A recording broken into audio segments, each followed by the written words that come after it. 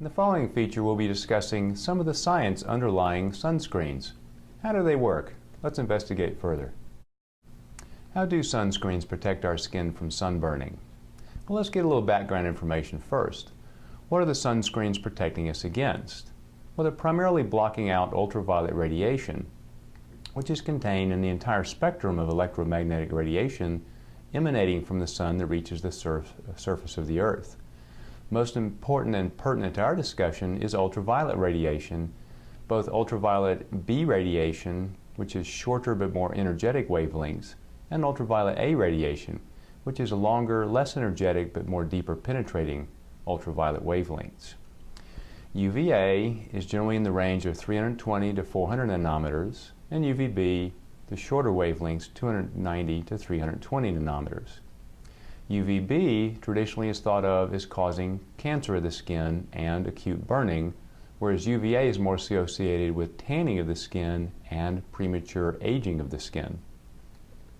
Well, the sun protection factor has traditionally been used to indicate how well a sunscreen product protects against ultraviolet radiation, but it only refers to UVB, or ultraviolet radiation B protection. The sun protection factor, roughly defined, is the ratio of the amount of ultraviolet exposure causing a standardized redness of the skin, or the so-called minimal erythemal dose, or MED, compared to the amount of redness produced in, or that it results in exposure to unprotected skin.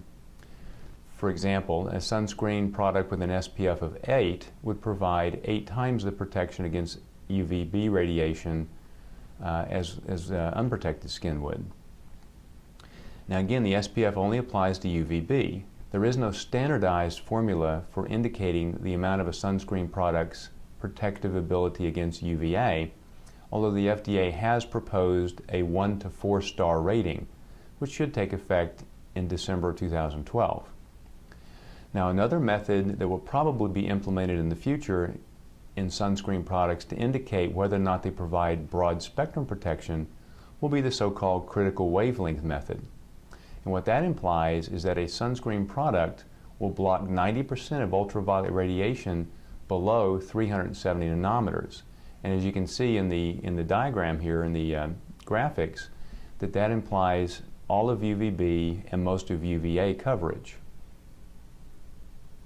Now, traditionally, sunscreens have been divided into chemical absorbers and physical blockers. Well, chemical absorbers do just that. They absorb ultraviolet radiation and convert it to heat, whereas physical blockers reflect or scatter ultraviolet radiation without actually absorbing it. Chemical absorbers traditionally have been UVB blockers, as in the top 4 that are listed on this slide. Newly developed UVA blockers are listed on the bottom. The first UVB blocker that was patented in the United States is PABA, or para-aminobenzoic acid. Although very effective, this has largely been abandoned because of staining of the skin and causation of irritation or allergy in the skin. Most sunscreen products use a combination of these to achieve high SPF and UVA protection, and also minimize problems, such again as staining or interaction of the ingredients with each other. Or they also provide some water stability.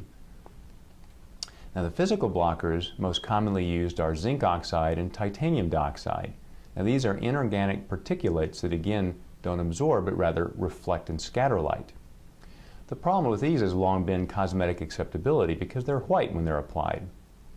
Now, microsizing, or making the particles even tinier, has resulted in some improvement in the cosmetic acceptability of these because they can be rubbed in and now will disappear.